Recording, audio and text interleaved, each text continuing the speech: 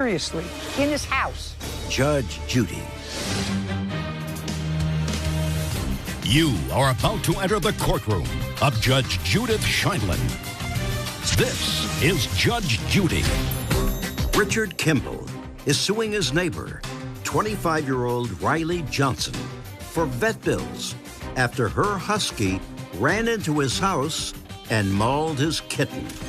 Order. All rise.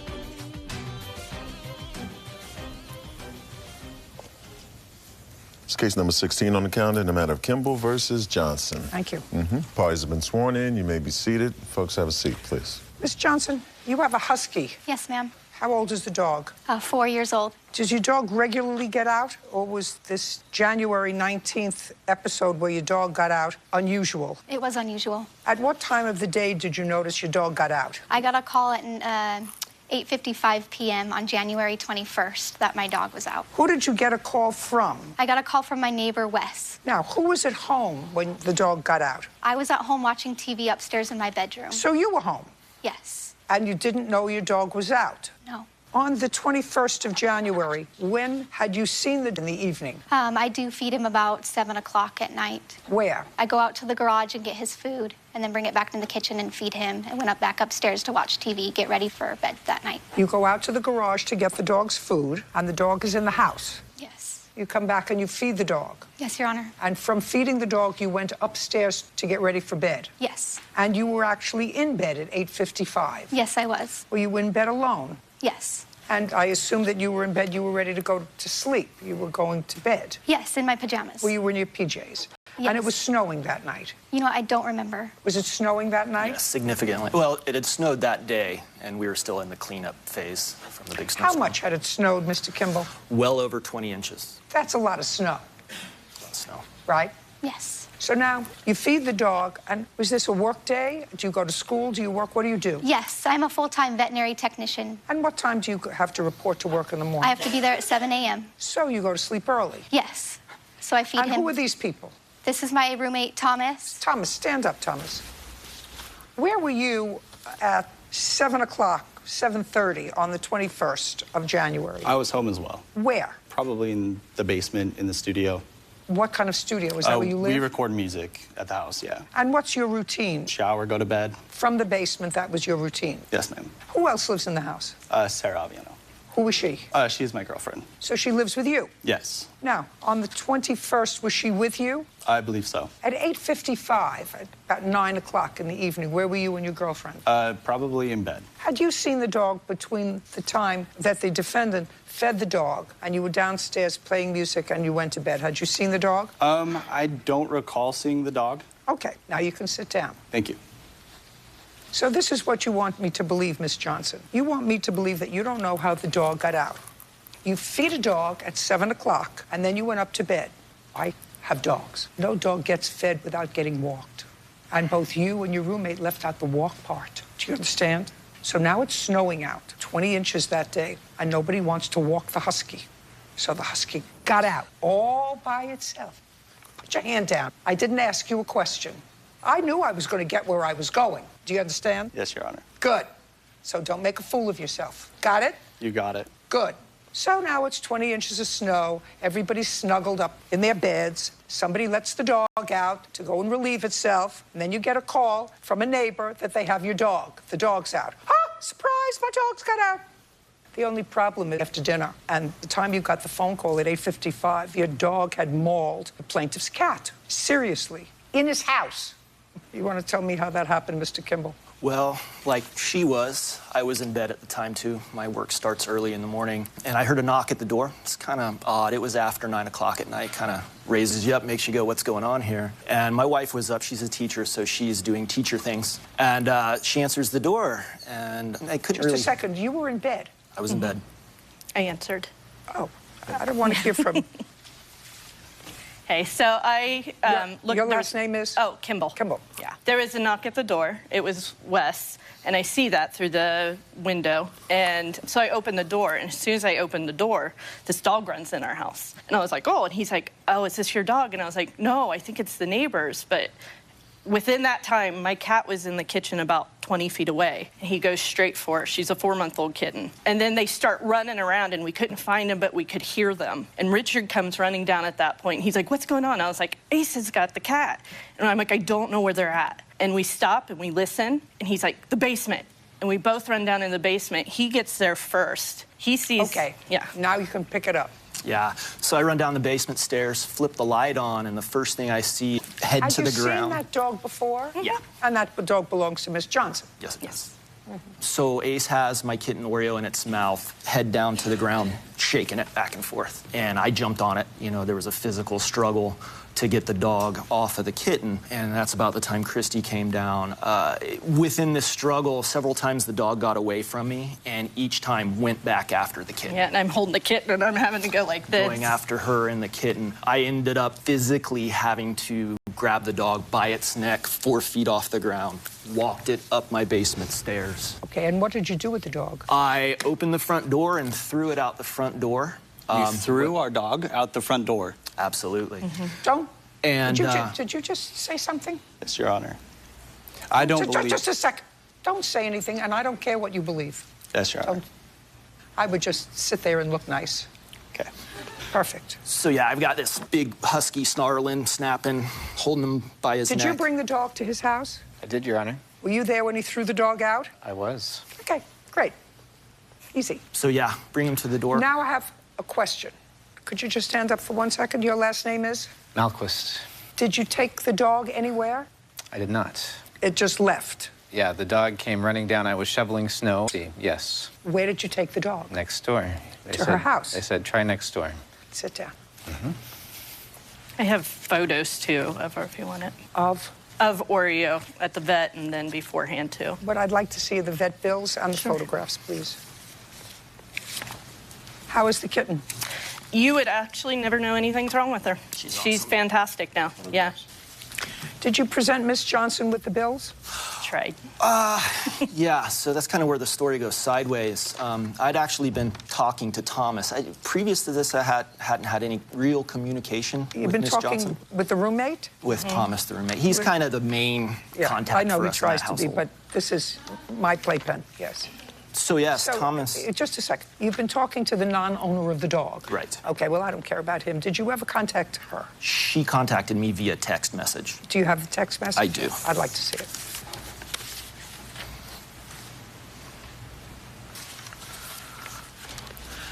The kitten had surgery? She did. I have the surgery report and the diagnosis as well. I'd like to see it, please. Okay. So originally with the... Shh, I'm reading.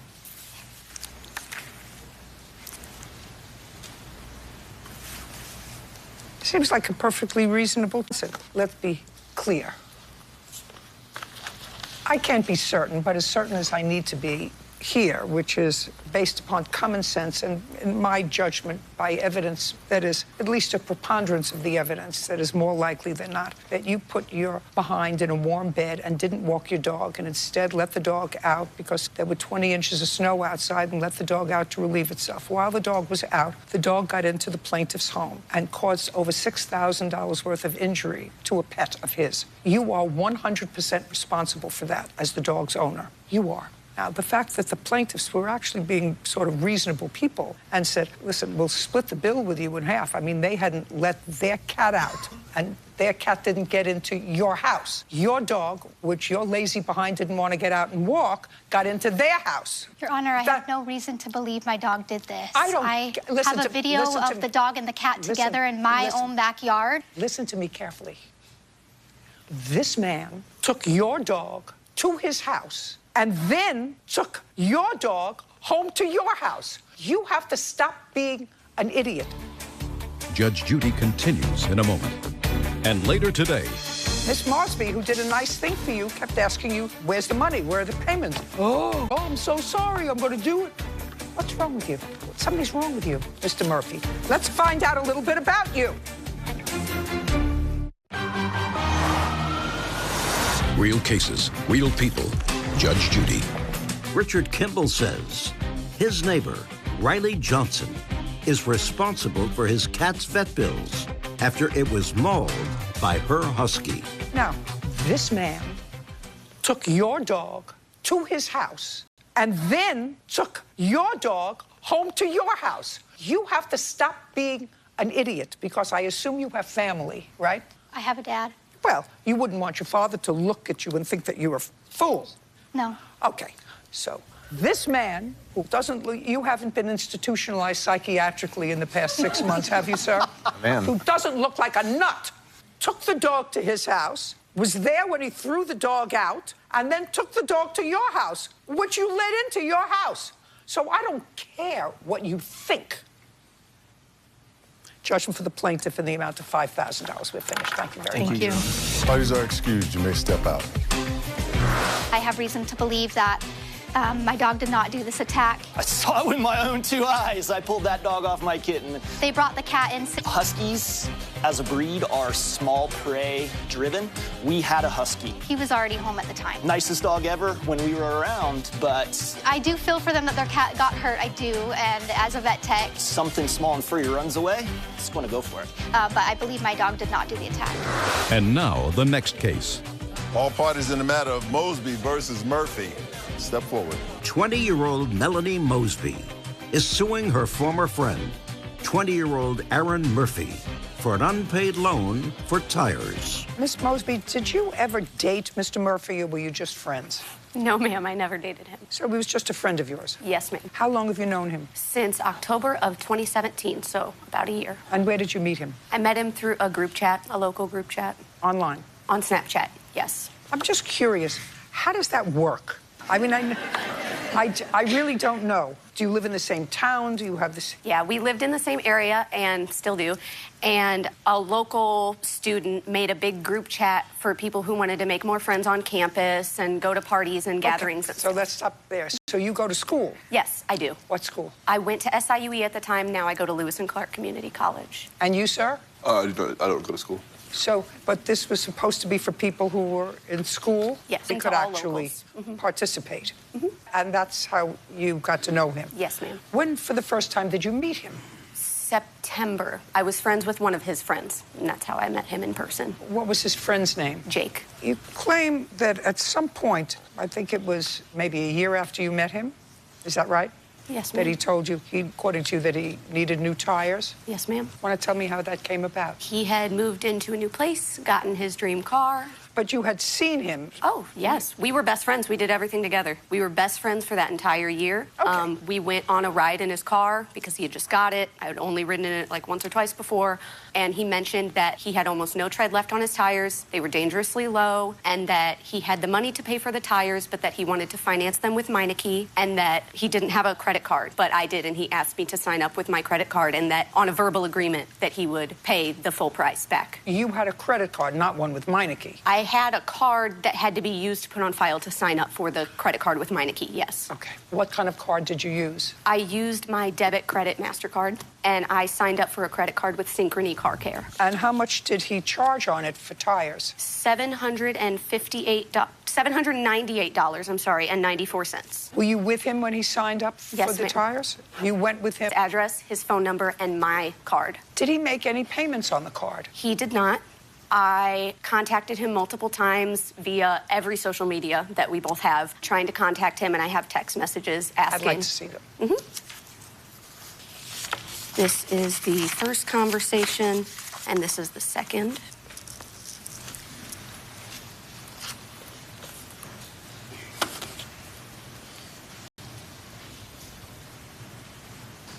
What's wrong with you? What's wrong with you? Something's wrong with you. I'm reading these text messages between the two of you, and I want to know what it is that's wrong with you. So you don't go to school, Mr. Murphy. Let's find out a little bit about you. Judge Judy continues in a moment. You see, did you bring this friend? Yes, my witness. Yeah. He can't keep a straight face. He's a very bad witness. He's a very bad witness. You don't want to call him as a witness. No, I wouldn't call him as a witness. Real cases, real people. Judge Judy. Melanie Mosby says former friend Aaron Murphy owes for a loan for car tires. I'm reading these text messages between the two of you. Cool, Mr. Murphy. Let's find out a little bit about you. What do you do to occupy your time? I'm a union construction worker, and I'm also a security guard at a bar. So you do two things. Yes, ma'am. Yes, Your Honor. Miss Mosby, who did a nice thing for you, kept asking you, where's the money? Where are the payments? Oh, I forgot about it. Oh, I didn't think of it. Oh, I'm so sorry. I'm going to do it. Yeah, I just forgot about it. Went right out of my mind. What is wrong with you? You see the belt you're wearing and the shoes you're wearing and the shirt you're wearing? You went to the store, you bought those, and you paid for them, right? You didn't steal them, did you? Correct. Right. Bought them. You bought them. You bought them. They were something that you needed. Now, you wanted a car, and I assume you saved up money to buy the car. What kind of a car did you buy? It's a 2017 Camaro SS. A fancy car. I bet you it has loudspeakers in it. And did you pay cash for it, or did you buy it on I financed it. You financed I financed half of it. Just a second. So you put in a lot of money into it that you saved up, and you financed half. With Yes, whom? It was through a credit union. Which credit union? Scott Credit Union. Do you pay the loan? I actually sold the car. When? March 5th. I do believe it was early March. So I'm going to ask you again. What's wrong with you? I don't know. You mean, Your Honor? How does nice thing for you that you told I'm going to make these payments, don't worry, that it just goes out of your head? How does that happen? It didn't, Your Honor. From what I knew of it, it was a gift. It's not what you said here. I said it in the text messages. Wait, just a second. That's not what you said here. So don't... I wanted to say don't act dumb. What you're supposed to say is, I'm sorry. I'm sorry.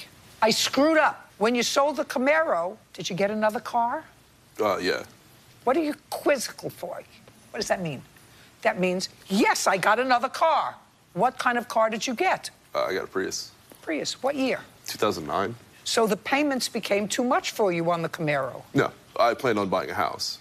So what you did was you were able to negotiate selling the Camaro so that you got out of a bill to get a cheap car because you would save some money because you wanted to buy a house. Yeah, from what I had done to the Camaro, I sold it for more than what it was worth, and then I planned on using the money to buy a car and a house. Well, if you sold it for more than it was worth, part of the asset appreciation were its new tires. You see, did you bring this friend? Did you bring this friend? Oh, yes, my witness. Yeah. He can't keep a straight face. He's a very bad witness. No. He's a very busy witness. No, I wouldn't call him as a witness. Judge Judy continues in a moment. Are you the victim of a scam? Go to judgejudy.com, like us on Facebook, and follow us on Twitter. How much does he owe you for the tires? $758.94, Your Honor. Is that with the interest that accrued on your card? No, I paid it off before the interest accrued. It was 6 months, no interest. $758, judgment for the plaintiff. Don't do it again. Yes, ma'am. Why is that excused and they step out? Judge Judy continues in a moment. And on the next Judge Judy. She had drove the car and messed up my tires, and she ended up paying to... I've never driven his car. I don't even know how to drive a manual. Paying to repair the tires, and after that... I believe he was telling them that I dated him, or that I was jealous that he had a girlfriend, or that he was dating someone. She ended up finding out I was dating somebody else, wanted the money back, and... But I had a boyfriend at the time, and he's asked me to date him before, and I said no, so... I know what happened, she knows what happens, and I'll leave it at that. I've learned that I need to stick around my own people. I'll leave that up to her. And not hang out with people that do things that I don't do. Whether it's time to call it quits or put it...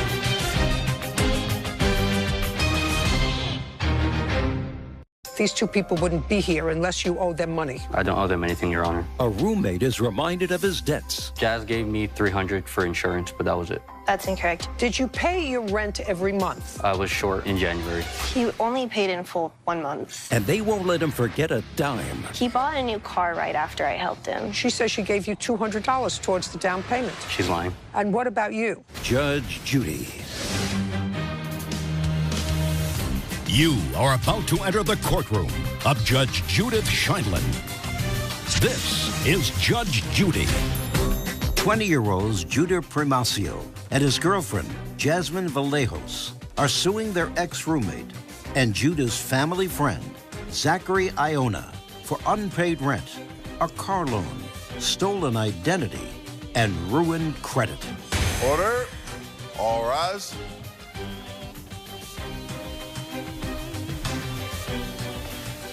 It's case number 71 on the calendar in the matter of Vallejos Primacio versus Joanna. Thank you. Parties have been sworn in. You may be seated. Folks, have a seat, please.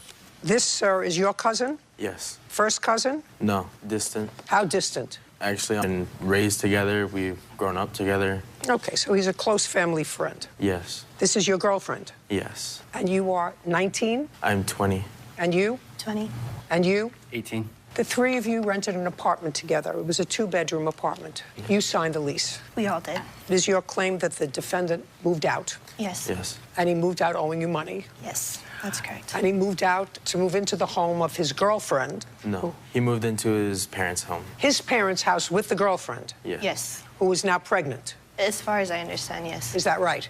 She had a miscarriage. How much after you moved into your parents' house? About a month or two afterwards. Is she still living in your parents' house? Yes. You pay your parents rent? I do. How much? I pay $200 for bills. What about the girlfriend? She doesn't pay anything. Why? She just moved in after she graduated high school. Well, let me understand this, Mr. Iona. The three of you moved in together, and as far as I can see from the papers of all three of you, you made a reasonable arrangement that they would pay 2/3 of the rent, because they're two people. You would pay 1/3 of the rent. Is that right? Correct. And you moved in what month and year? October of 2018. And in what month did your girlfriend all but move in? She never moved in. I said all but move in. I mean, she did get pregnant in your apartment, Yes. not in your parents' apartment, right? Yes, Your Honor. So in what month and year did she... 18. And that became a source of irritation That's correct, among Your you, Honor. because now the rent should be split in half, because you have two people sharing your room and two people sharing a room. Yes. Yeah, of course.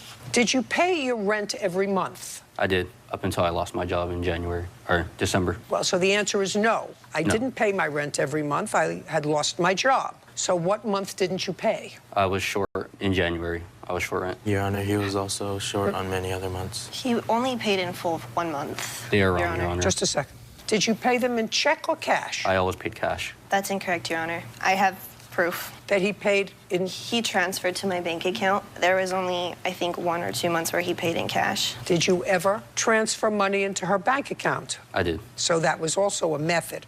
May I see other months? Yes. Mr. Iona, were you short other months? Just January and February. January and February? Correct. How short were you January and February? Not too short, a couple $100. Not a couple hundred. I mean, this is a business. Yeah. How much short were you in January and February? 200 in January and 300 in February. I have the exact rate. Okay.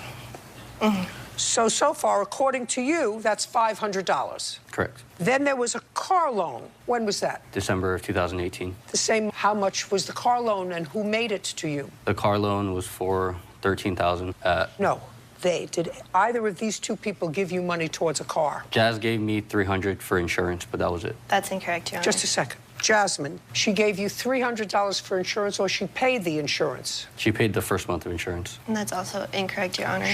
Okay. Sorry.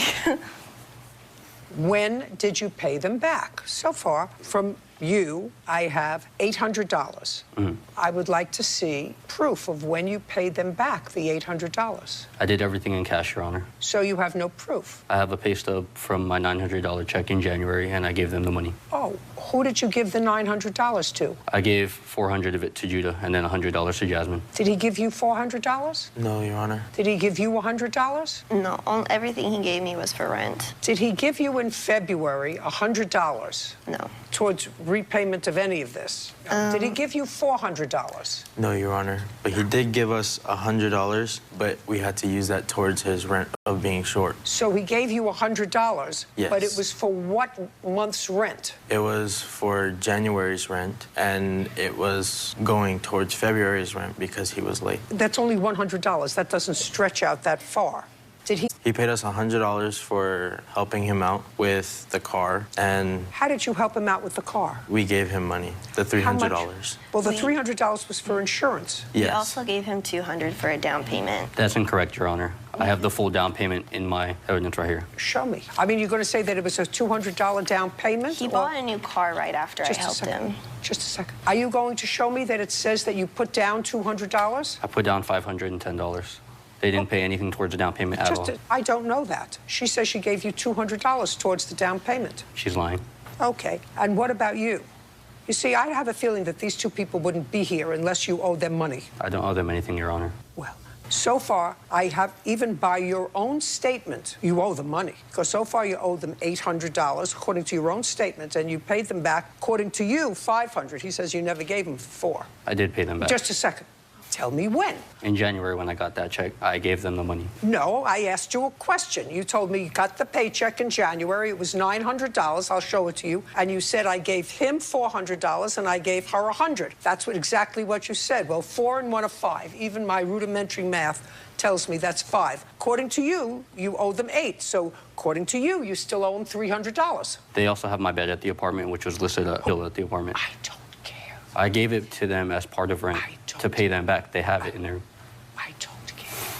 Did you also continue to pay your car insurance out of her bank account for months? No, I did not. You did not? I did not. She even got a refund from that $300 from Allstate. That's not what I asked you, whether they gave her back the money. What I asked you was your car insurance, without her permission, continued to be paid out of the same bank account where she paid it the first time? No, it wasn't. No? That is incorrect, Your Honor. Show me. Okay, I have it. It's so easy to prove. Why would you say not? It's so easy for her to show that the money came out every month for the car insurance for, say, 2 months or 3 months. She may have gotten reimbursed because she complained about it when she saw it, but that doesn't mean it wasn't taken out. Do you understand? Yes, Your Honor. Was it taken out? Yes. So why can't you just say that? It was taken out. You didn't pay it. I didn't. You didn't pay it when it was due. It was taken out of her account. That wasn't to either of our knowledge. She paid it the first month. That was all that was supposed to be paid. It's her fault for not stopping the subscription, and I told them also that, Your Honor, they didn't want to keep repaying it. You have a car. Yes, I do. You're supposed to pay the insurance every month? Yes. That's what it said on the loan. On the loan, it says you have to pay the insurance every month, right? Yes. Do you have a bank account? Yes. Because you write checks. You would have to write a check or get a money order to pay for the car. So you know whether or not you paid car insurance for, say, the month of February.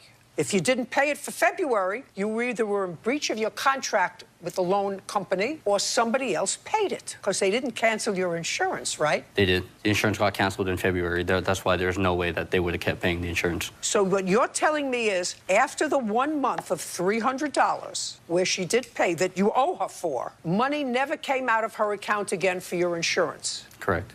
Only that one time? Yeah. I'm not reading all of this. All I want to see from you is someplace circled where the insurance came out more than the 1 month that you acknowledge that you loaned him the money for insurance. Make a circle So this on is the where bank it was- statement. Okay. So this is where it was refunded. Just make 2 circles wherever the money came out. That's right here. There's the refund and where it came out on that.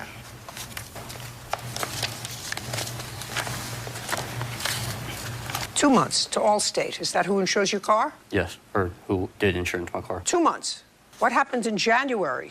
I called them and filed identity theft because that was the only way I could get my money back. He doesn't even, the company worked with me, but I still didn't get it back for the down payment. You have a check for the down payment? I have another bank statement.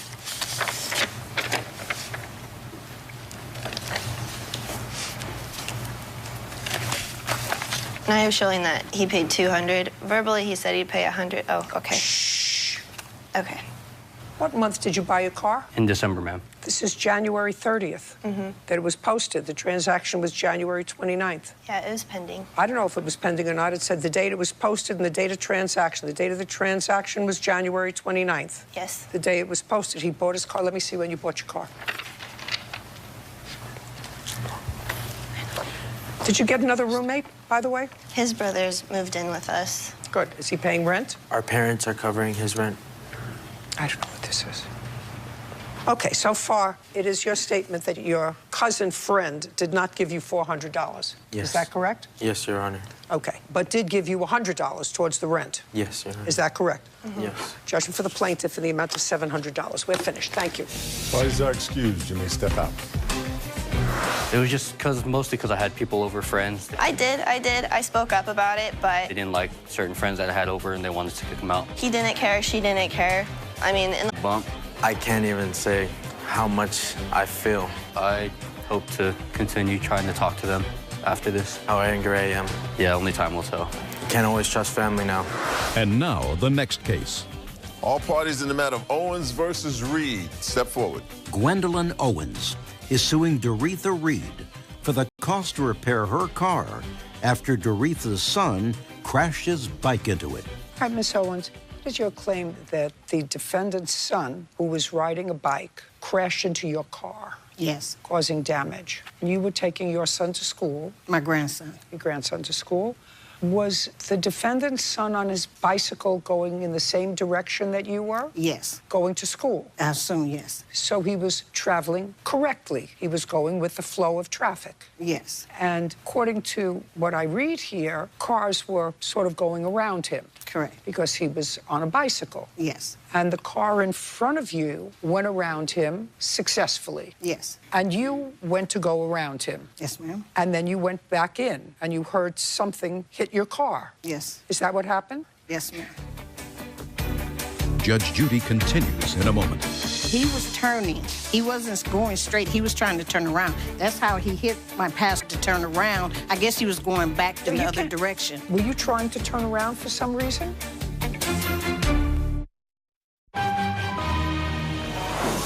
Real cases, real people. Judge Judy. Gwendolyn Owens says 13-year-old Donovan Jemison crashed his bike into her car while she was in the process of passing him on the road. Now, the car in front of you went around him successfully. Yes. And you went to go around him. Yes, ma'am. And then you went back in and you heard something hit your car. Yes. Is that what happened? Yes, ma'am. And? I heard something hit my car. My granddaughter was in the back seat. So I pulled over on the side of the street, and the people behind me stopped. There were two people behind me. I stopped and got out. Everybody stopped because the bicyclist was on the ground. Yes. I got out, went to see him, and he walked across the street. The bike was still in the street, and we were concerned about him, so we asked where his parents were. You know, where did he live? He said right across the street. I ran over and knocked on the door to try to get an answer. I didn't get an answer. Went back over. The two witnesses were still there with him, and he tried to call home, and there was still no answer. His mother took him to the doctor. He was okay. Yes, ma'am. So you didn't sue her? No, ma'am. No, you didn't sue her for hitting your son. Yes, ma'am. Now, Miss Owens. Yes. I've read these papers, and I, quite frankly, it's sort of incredulous to me that you think he's responsible for this accident. Well, Your Honor, I also have the police report with the witnesses saying that it was his fault. Just a second. I don't read witnesses' statements from a police report. Okay. You told me that you went around him. Correct. Right? Correct. And are there cars coming in the other direction? You see where the cars is? Are there cars coming in the other direction? No, not at that time, no. No. Is it possible for cars to come in the other direction? Yes, it's possible, yes. So it's a two-lane highway? Yes. So you had to go over into the other lane in order to pass him? Yes. And then you went back? Yes. Your problem is to make sure he has enough space. I did make sure he had enough space. So Can I show you? Yeah, sure, you can show me. Okay. All right. This is my car here. I understand where your car is. All right. I had passed by him, okay? And he was turning. He was trying to turn around. He wasn't going straight. He was trying to turn around. That's how he hit my passenger back door. He was trying to turn around? He was trying to turn around. I guess he was going back in the other direction. Just a second. Stand up. Tell me your name. Donovan. Donovan, were you going to school that day? Yes. You were going to school that day? Yes, ma'am. Step back. And when you were going to school that day, you go in the same direction as you were going? Yes, ma'am. Were you trying to turn around for some reason? Judge Judy continues in a moment. Do you remember what happened with Mrs. Owens' car? No. You don't remember? No, ma'am. You just remember being on the ground? Yes, ma'am. Were you in the car? Yes. Stand up.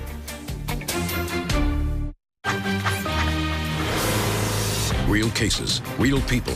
Judge Judy.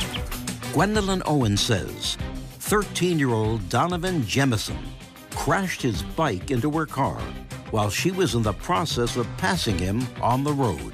Were you trying to turn around for some reason? No, ma'am. Do you ever drive your bike to school? Sometimes. How often? Not that often. Well, prior to this day that this happened, when was the last time you drove your bike to school? It's been a while, so... Why were you driving your bike to school that day? I was in a rush because I was going to be late. So you were going in the same direction? Yes, ma'am. Do you remember what happened with Mrs. Owen's car? No. You don't remember? No, ma'am. You just remember being on the... Yes, ma'am. And did they successfully go around you? Yes, ma'am. Were you in the car? Yes. Stand up.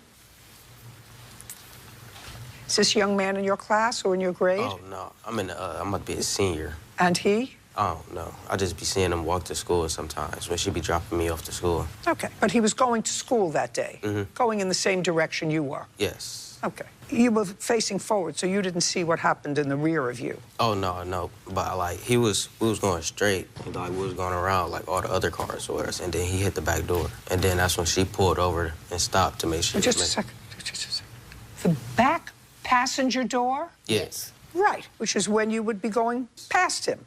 Yeah, Miss Owens, you're lucky Miss Reed didn't sue you, and you're lucky he wasn't injured. Well, I also have text messages where she said that she would pay for the damages. Well, if she wants to pay for them, that's fine. If she voluntarily, I would not order her to pay for the damages. You passed a biker. It's your responsibility in a car to make sure you have plenty of clearance with that biker. I had plenty of clearance. Clearly not. He turned to turn around to go in the other direction. The police report also has stated that. Just a second. That's ridiculous. He was going to school, and he was going in the same direction you were going to drop your grandson off at school. So there would be no reason for him to turn around. Well, for some reason, he did turn around. I know where your car was hit. Your car was hit on the back passenger side. It collided with him. And if he was injured, his mother would sue you.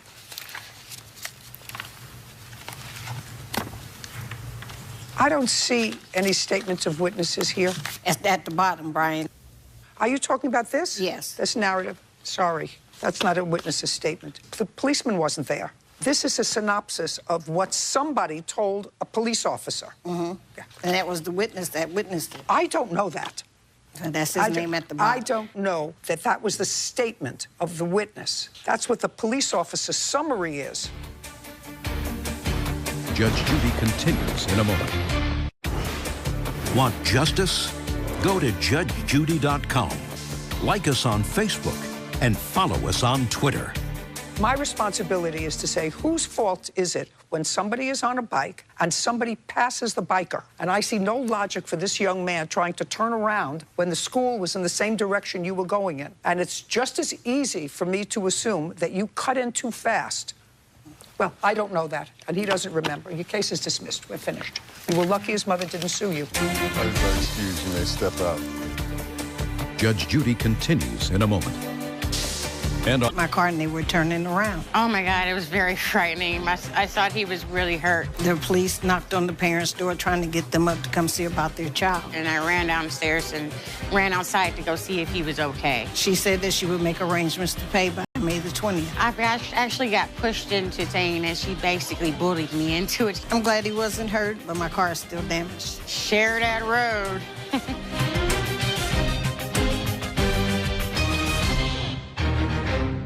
I know for a fact, though, I paid her. Facts are right here. I can show you the facts. Her pushy friend couldn't wait to repossess a car. You didn't pay for periods of time, according to this. I was late sometimes. All the time. I'm just trying to help you. Don't help me. But you can only push so far. Something wrong with you. I mean, are you trying to make the person who has to decide this case dislike you? Judge Judy. You are about to enter the courtroom of Judge Judith Sheindlin. This is Judge Judy. Paula Casso is suing her former best friend, Nicole Martinez, for the return or value of a Kia Soul and her personal belongings. Order. All rise. It's case number 92 on the calendar in the matter of Casso versus Martinez. Thank you. You're welcome. Parties have been sworn in. You may be seated. Ms. Casso, you and the defendant were good friends for many years. According to your complaint, in 2016, Ms. Martinez bought another car. She had a car on which there was a loan. Is that correct? Yes, ma'am. You made an agreement with her in 2016, according to you, to take over payments on the car. You would pay for the car, pay for the insurance, and when the car was paid off, it would be yours. Yes, ma'am. Is that the agreement? No, ma'am. That's baloney. I'm sorry, but it's not. I have text messages. I have everything. I can show you what I have. Okay, so what you're telling me is from 2016 to 2019, the plaintiff paid on the car, and she was just using it. After she finished paying off the car, she was going to give the car back Originally, to you. it was... She was going to give the car back to you. I'm getting your position. She paid on the car, and your position is that your agreement with her was that she was going to pay on the car and pay for the insurance, but when the car was paid off, she was going to give it back to you. She couldn't even pay the payment. She never made a payment. She never did it on time. She was constantly late. That's not what I asked you. And what I asked you was... I let her borrow the car. That's your position, that you let her borrow the car. I felt bad for her. She's my... I just asked you a question. My question to you was, that's what you want me to believe, that she took the car... No, ma'am, that's the truth. That she took the car, she paid for the car, and at the end, when the car was paid off, she was going to give it back to you. She didn't even make the payment. She was constantly behind. She was 3 months behind when I took it away. Can I see 3 months behind. Can I see the title to the car? Where's the title to the car? The title is in my glove compartment. It's in the car that she has. Can I see the title to the car? It's not in the glove compartment. It's not there. I don't know what she did with it. I don't know if she stole it. I don't know what she did with it. The title is my name. The car's paid off. The loan is in my name. I'm not sure what else I need to show you. I have text messages. Just a second. It's very, very easy. The car was not in your possession from 2016. What month, Miss Casso? May. May of 2016. That's not true. September of 2016. December. Shh. December of 2016. September. There's something wrong with you. Probably. I mean, are you trying to make the person who has to decide this case dislike you? No, I would love for you to love me. No, just a second. Is that what you're trying to do? You said to yourself, I'm going to make the jury who has to decide the facts in this case dislike me. Your Honor. Out. Out. You, out. From December 2016 until March 23rd of 2019. At times, yes, ma'am, it was. Just a second. Tell me when that was. So far, I've May 2016 to March 2019. I would like you to tell me, I have a lot of papers there, in what period of time did you have physical possession of the car? Multiple occasions. No, that doesn't answer my question. You want specific dates? Yes, that's what I asked for. Specific dates.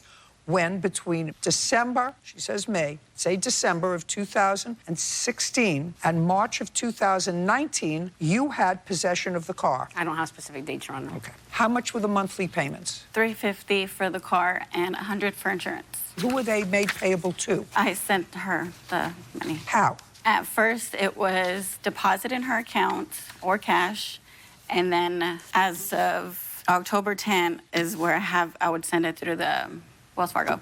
October of what year? Oh, 2017. May I see the proof of payments from October 2017? Your Honor, I didn't ask you a question.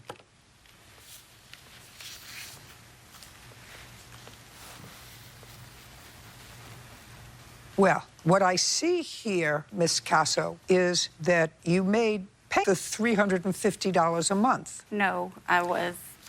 You didn't pay for periods of time, according to this, and then you would make up payments, so you'd pay $100. Yes, ma'am. I was late sometimes, yes. All the time. And I'm just trying to help you. No, don't help me. Okay. Don't help me. I won't help you anymore. Don't help me. Yes, ma'am, I've been I'm sorry. doing this for 50 years. I don't I'm need any help. I'm sorry. So it looks as if you were inconsistent with your payments. Yes, ma'am. Okay. Now, the total number of payments that you made equaled the total that you put down here, $5,545? Yes. Is that right?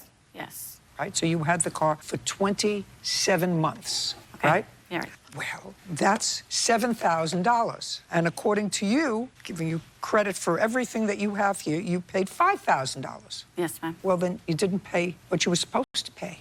Could you repeat that? You were supposed to pay $7,000, and you didn't. From what date? I'm giving you every benefit of the doubt. I'm saying it's from December. You are. You said it's from before that. Before that, it would be even more months. Yes. Well, there are some that are missing because I paid her cash or deposited her to her account. No, that's not true. I'm just going from these dates. True at all.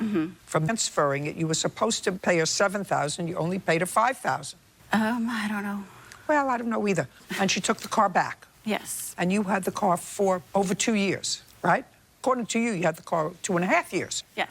And all you put into the car in the 2.5 years that you can prove is $5,500. Yes, because I opened that account in May of 2017. All I'm telling you is you drove a car. That's Consider not it true this either. way. You didn't make all the payments you were supposed to make, and she repossessed the car. So I want you to figure it this way. If you rented a car for 2.5 years, you would have paid more than $200 a month for a car. I know for a fact, though, I paid her You didn't- everything that she needed. No, but it's not true according to Facts this. are right here. I can show you the facts. Sorry, I'm just trying to show you. If it wasn't sent through there, then I gave it to her. I have text messages proving that Then she I'd said like she would give me the just to s- title after I paid it off. We thought it was going to be paid off in May of 2018. Again, And so not she true. sent me that it was going to be like 5 more payments. And so then 5 more payments, that's when it was paid off. She said, give me $1,450 and I'll give you the title. I'd like to see those text I'd messages. like to see them too. I'd like to see the text messages. And that was in November of 2018. You transferred $1,450 to her. I'd Yes. like to see $1,450, and I'll send you the title. Then that makes it easy. Your Honor, can I show you what I have that I actually paid? No, not your turn yet. I'll tell you when it's your turn. Yes, ma'am. I think it's in the papers no. I gave you. Oh, well, you gave me more than I asked for. Okay, so maybe they're in the back.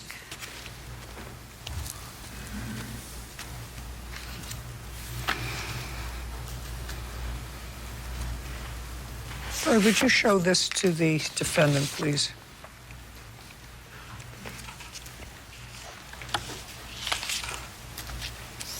Her payment to you of $1,450 is reflected here 2 days later. I agree. Okay, and you told her you would give her the title to the Right, car. I agree, but this does not say $1,450. This is just saying when you pay me in full. She hasn't paid for the vehicle. No. I'm paying $360 a month, and I can tell you what I'm paying $360 a month. She's paying what she assumes is full for her. So maybe it is in full for what she assumes she's doing. We never had an actual conversation. This is just I saying... want you to read both pages of that text. You say to her, you owe me $1,450.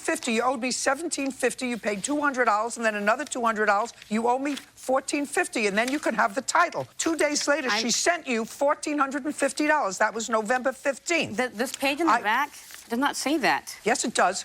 It just did. No, just read on.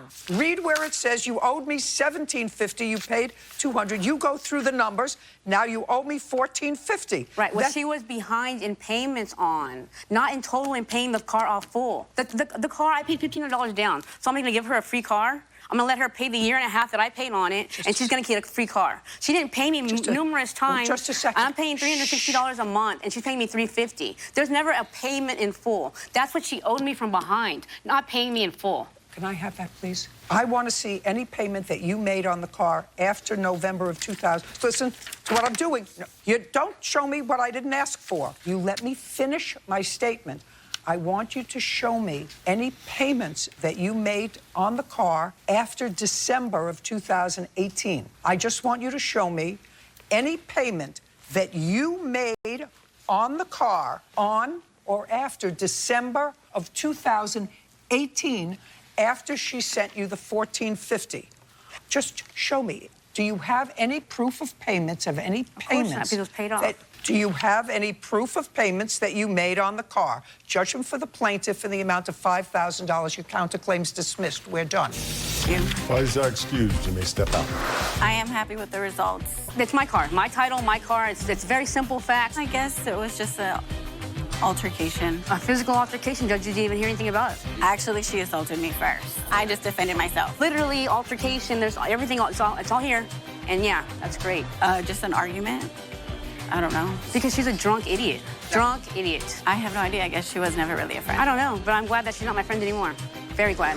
And now, the next case. All parties in the matter of King versus Willoughby. Step forward. Nicole King is suing 25-year-old Rebecca Willoughby for the return of money she paid for a Toyota Solara. Miss Willoughby, how old are you? I'm 25. Who do you live with? Myself and my daughter. How old is your daughter? 2 years old, Your Honor. When was she 2? May 4th. Did you ever live with her father? Yes. In what month and year? 2015. Until when? 2017. What month in 2017? December. What happened? We separated. Did you move or did he? He did. Where were you living in December of 2017? The address? Tehachapi, California. Address? Campo Court, apartment A. How long did you live there? About a year. Where are you currently living? The same place. Where were you working in 2017? I worked at Arco gas station, and at the end of 2017, I was working at Albertsons. 2017. I'm sorry, 2018. I ask those questions because they become relevant to your case. Judge Judy continues in a moment. You received all of these money orders? Yes. And did you total all the money orders, Miss Willoughby? No, I did not. Why not? I mean, why wouldn't you total all the money orders? I would make you a pretty stupid person. And you explain to me why you did not give her what she bargained for. Real cases, real people. Judge Judy. Nicole King says Rebecca Willoughby owes for the return of money she paid for a car but never received. According to your case, Miss King, you and the defendant made an arrangement to purchase her car. You made an arrangement to purchase her car over a period of time. You gave her a deposit, and according to you, the arrangement was that you would pay the balance. I think the agreed-upon price was something like $3,500, and you would pay the car, and then you would get the car. Correct. And according to you, you made most of those payments, all except for one. Yes, Your Honor. And the arrangement was that you were supposed to meet at a mechanic, check over the car, to have it smogged and everything, and then Yes, Your give her the final payment, whatever that was. What was the final payment? Just short of $50. Can I see proof of the payments? Absolutely.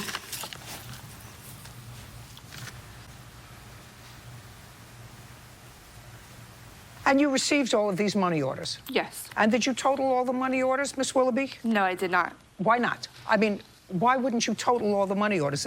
I would make you a pretty stupid person. I would have totaled them at the time, but to my knowledge right now, I don't remember. Well, if you don't remember, then I'm going to rely on her memory and the receipts. How much in total did you pay her? I paid her $3,451. That was in 2017. Yes, Your Honor. Then you said you couldn't find her. I couldn't. Well, she's been living at the same address. She has. However, I had hired a process server to find her. Nobody could find her. For all intents and purposes, Miss Willoughby, the car was paid for. For all intents and pay attention to what I'm saying. For all intents and purposes, the car was paid for. I want to know, were you having a difficult financial time? Because she never got the car. You kept her almost $3,500, which was the purchase price of the car. And I want you to explain to me so that I'm going to understand it, why. And if you tell me the truth, we won't have a problem. If you say a boyfriend left, I had no money, whatever it was, you want to explain to me why this person, who is a stranger to you, paid you the money, kept, and you explain to me why you did not give her what she bargained for. Go! Judge Judy continues in a moment. Don't tell me what I'm not going to believe.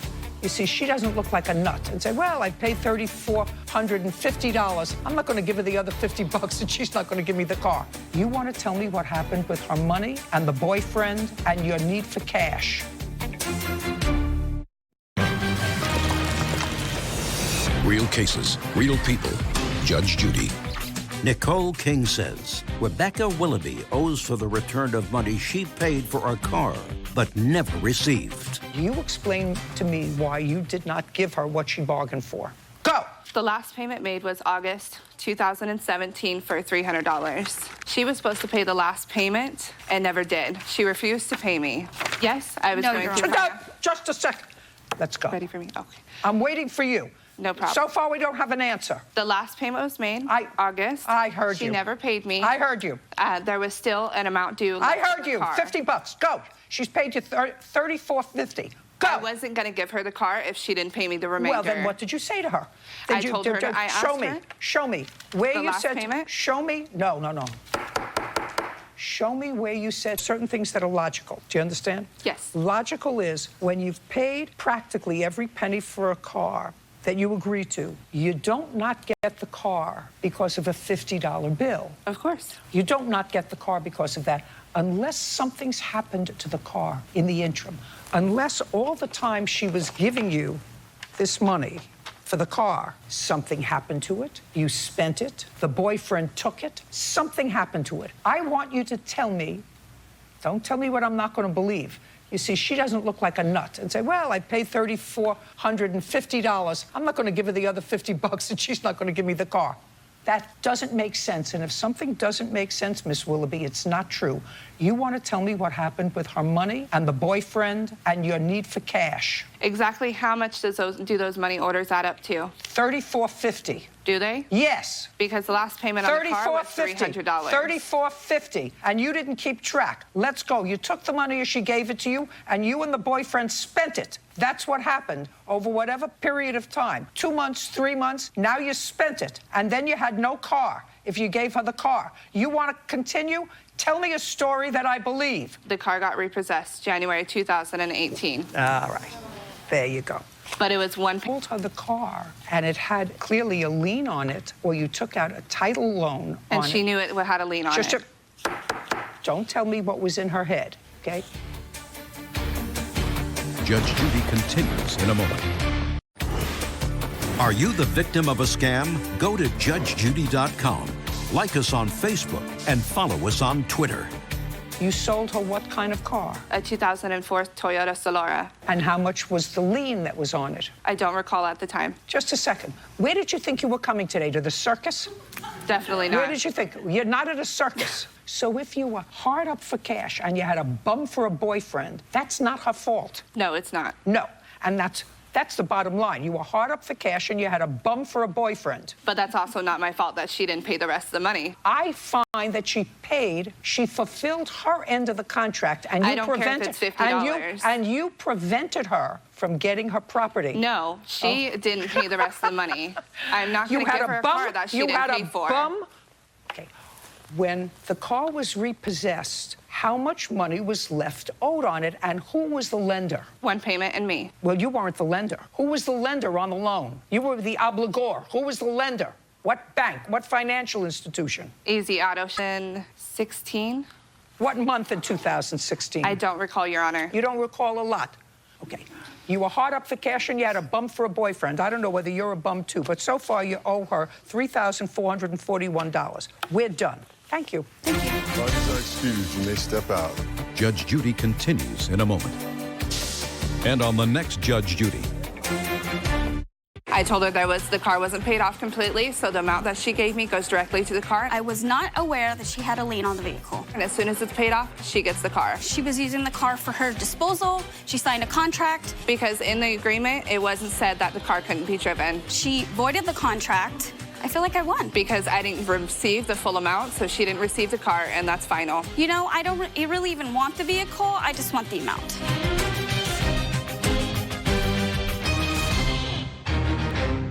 Is this what they jackhammered? Yes. A mistake by mason workers was set in stone. You and the crew went out and started to jackhammer the driveway, and you destroyed her property because you weren't smart. Are they paving their way to unemployment? You said, I want a new driveway. For $4,000? Don't. What? There's only one person here that has attitude. Judge Judy. Are about to enter the courtroom of Judge Judith Sheindlin. This is Judge Judy. Camilla Latini is suing cement mason Rudolfo Contreras and his employee, Gary Gomez, for mistakenly tearing up her driveway. Order. All rise. It's case number 5 on the calendar, the matter of Latini versus Contreras Gomez. Thank you. You're welcome, Judge. Parties have been sworn in. You may be seated. Miss Latini, you own a home, and the defendant's company mistakenly jackhammered and dug up part of your driveway. That's correct. And they did so because they were under the mistaken impression that you would hire them to do that. I'm not sure what, okay. Yeah. But that's what they say. Okay. They were under the impression that you had hired them to do that.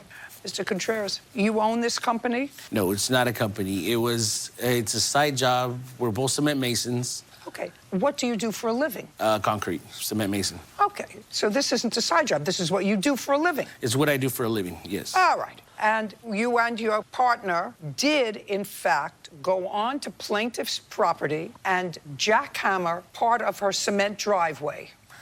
The answer is yes. Yes. Questions. All right.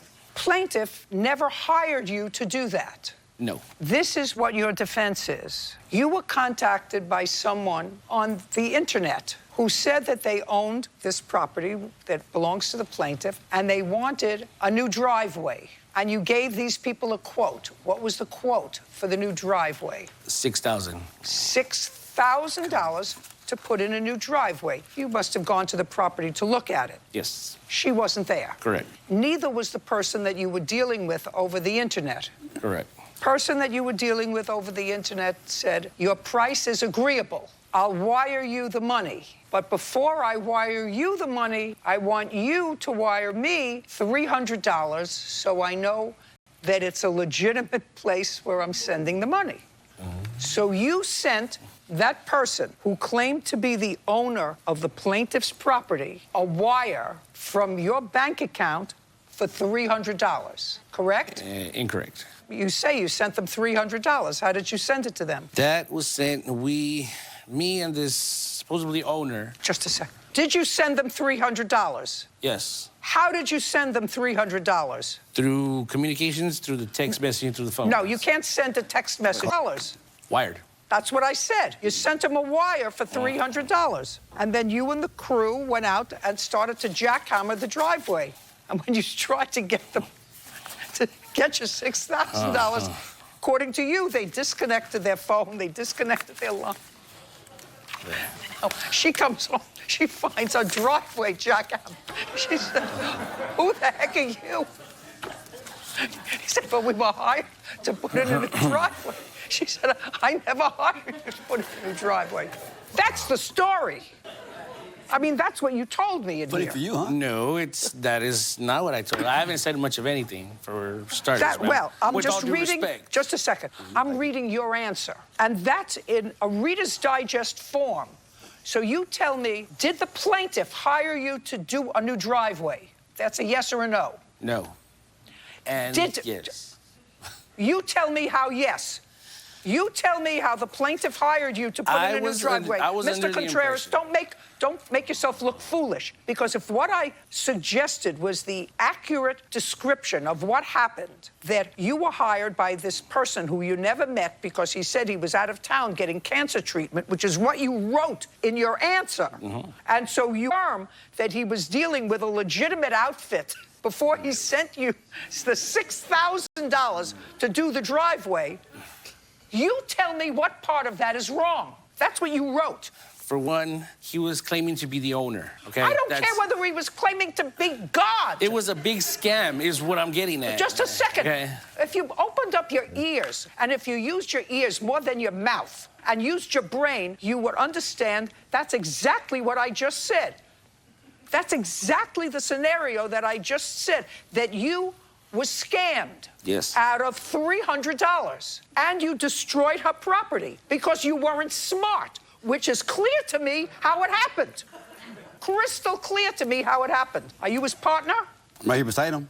What? Yeah. Good. The only question is, you said to her, I'll fix the part that I jackhammered. He said, I'll fix the part that I jackhammered. You said, I want a new driveway. That's what he says. For $4,000? Don't jump. What? Listen, you have to understand something. You and your partner made a mistake. You got conned. It's like somebody I had here yesterday told me that she met a guy online to come and live with you and but I need to know your bank information. That's what happened to you. That's really what happened to you. You said, listen, you're in the concrete business. I have a house. I want you to do a job for me, but I want to make sure I'm dealing with a legitimate outfit. So wire me $300. I'll send it right back to you along with $6,000 to do the driveway. You sent them the $300. They closed their line. You never heard from them again. And you destroyed another person's property who had nothing to do with you. You got scammed. But between you, who were dumb and got scammed, and the plaintiff, you're responsible. Now, The only question that I have to decide is, and that's going to be based on pictures, is I want to see what the driveway looked like jackhammered. I want to see whether patching the driveway is sufficient, or you charged $6,000 to put in a new driveway. There's no question. I've had and I have a lot of driveways. Unless you do the whole driveway, it looks like a patch job. It looks like one piece is done in 2020 and one piece is done in 2002, and it doesn't look right. So now I have to see what part you jackhammered and whether reasonably it can be repaired or whether she needs a new driveway. That's the law. Now, may I see photographs, please? Well, this just hand it to me. That's before the damage. The one after is after. Don't talk. Don't talk. Just don't talk. Stuff. This is like a silent Thank movie.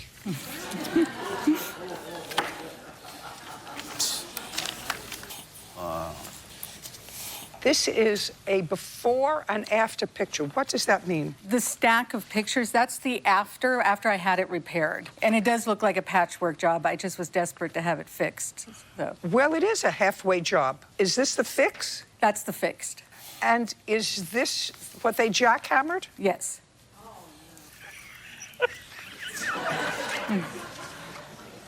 Can I see the bill, what you spent to have it fixed? Just the bill to have it fixed. Good, thank you.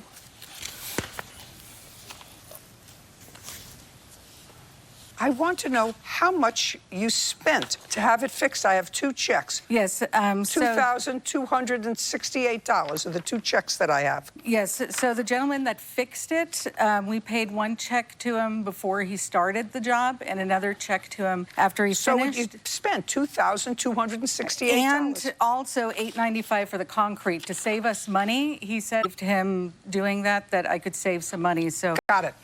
Listen, she got a bargain. You charge $4,000, you do the whole driveway. Listen to me. You watch your attitude. There's only one person here that has attitude. Oh. Listen to me. For people who were stupid enough to get scammed by this person, I would not be so aggressive. You were charging this man who was... hey, I'm speaking. You may get away with that at home, not in here. You were charging this guy $6,000 for a new driveway. She had the thing done for $3,160. You should get down on your knees and kiss her feet. That wasn't even a third of the driveway. Judgment for the plaintiff. Oh, I had additional. I hired a private investigator to find them. Yeah, you charged that one on the bill, too. And I'd lost wages. Yeah, you would have answered your phone. We could have done it. Nobody called. She tell you at work. She would large wages, man. I'm gonna need you to be quiet. Really. No. I'm gonna need you to be quiet. I didn't know if someone had done this as an act of vandalism. I understand we did a mistake, okay? I got scammed, that's that. I didn't know what happened, so it was pretty scary. I could have fixed it for her. I would have paid the concrete out of pocket. I'm still scammed out of $400. I hired a private investigator, actually, to even find them. I had no idea who had done the damage. I could have paid for the concrete, done the work. Driveway's fixed. And now, the next case. All parties in the matter, Speller versus Jelks. Step forward, please. Sharon Speller is suing mechanic Dwight Jelks for the cost of car parts and for the value of a vehicle that went missing. Mr. Jelks, I'm going to start with you. The plaintiff brought a car into you to be fixed. Correct. And it was an old car, and it was a car that she had inherited from someone. Was she able to drive it in, or did she tow it? I towed it. So you went to her house and you towed it? Correct. Had you known her before you towed the car? Yes, I did. For how long? A few years. Now, on what date did you tow this car in to your shop? I want to say October. Of last year? Correct. And when had you inherited the car, Ms. Speller? Like September of 2016. From whom? My uncle. Had you been driving it? I drove the car from Alabama. When? Like September of 2016. And then what did you do with it? It started cutting off. So then I called Dwight to come see, why the car was cutting off. Dwight he had the car. It was going back and forth, and forth. Me and Dwight. On what date did you give him the car? I said maybe like September 18th of 2016. He gave me the car back to try to take it to the emissions test, like in November. November of 2016, it didn't pass emissions. Yes. So you couldn't register it? It had already been registered. That is not correct. If it already been registered, why would you take it to emissions? Because when I had the car, I had to get the car in my name, and it wouldn't pass the emission. You know how they give you time to get it fixed? Just a second. Yes. So it didn't pass emissions in November. Yes. So what did you do with the car between November of 2016 and October of 2018 is my question. Judge Judy continues in a moment. You drove it for a while and then it would break down. Yes, ma'am. And what year car was this? This was a 1994 Buick LeSabre. So the car's about 25 years old. Yeah, but it was in good condition. It only had Well, evidently not if it kept breaking down.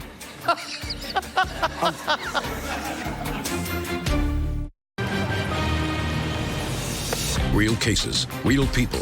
Judge Judy.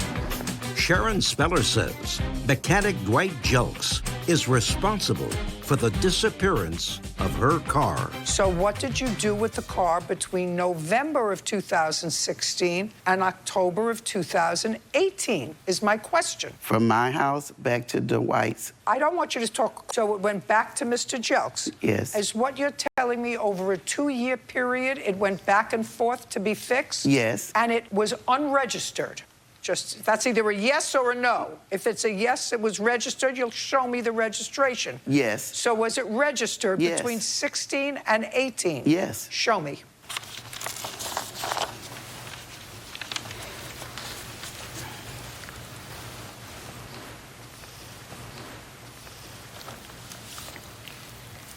If the car was registered, it wouldn't have got towed. What? If the car was registered, it wouldn't have got I towed. just want to see where. This is 2016. I want to see that the car was registered between 2016 and 2018. No, the license plates had expired by then. Well, then why are you wasting my time giving me nonsense when I ask you for something? You think if you just give me a piece of paper, it's going to suffice? So the answer is between 2016 and 2018, the car was not registered. Yes. So between 2016 and 2018, I'm going to ask you this question again. What were you doing with the car? It was going back and forth. How is it getting back and forth? What? Stand.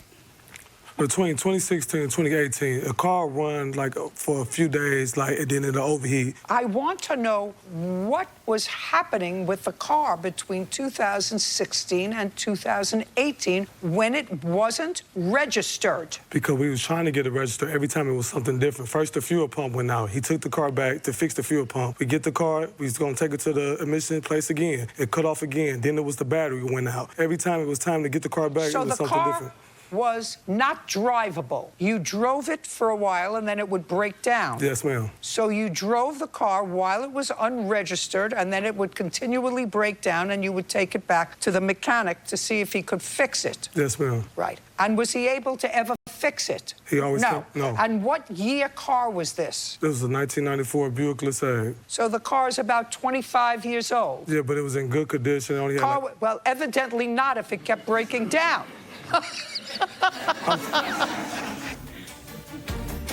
Judge Judy continues in a moment. What you say is that in October you brought it for the last time to your shop? Yes, ma'am. And then what happened? The car was towed from in front of my house. What was it doing in front of your house?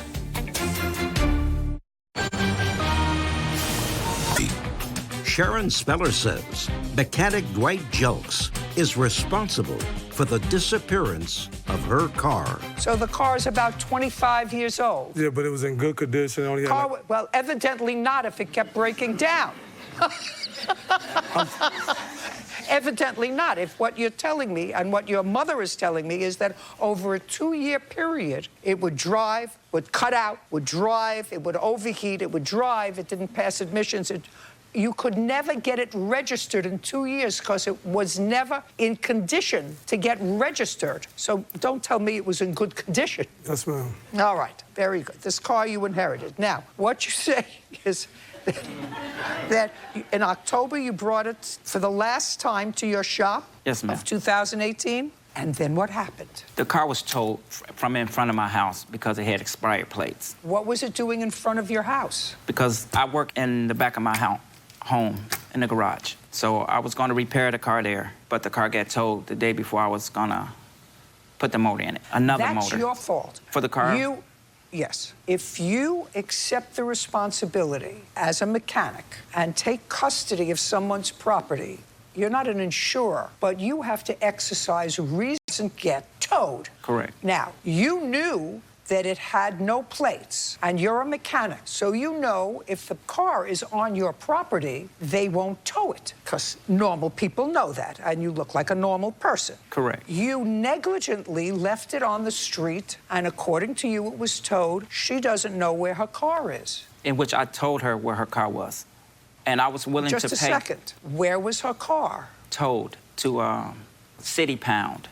How do you know that? Because they notified me. Do you have the notification? No, I don't. How did they notify you? They put a card in my mailbox letting me know that the car was towed. How much after the car was towed did you notify the plaintiff that the car was towed? The next day. How did you notify her? By phone and text. Can I see the text? Don't have no text also. You have no text? Oh, ma'am. Have no nothing?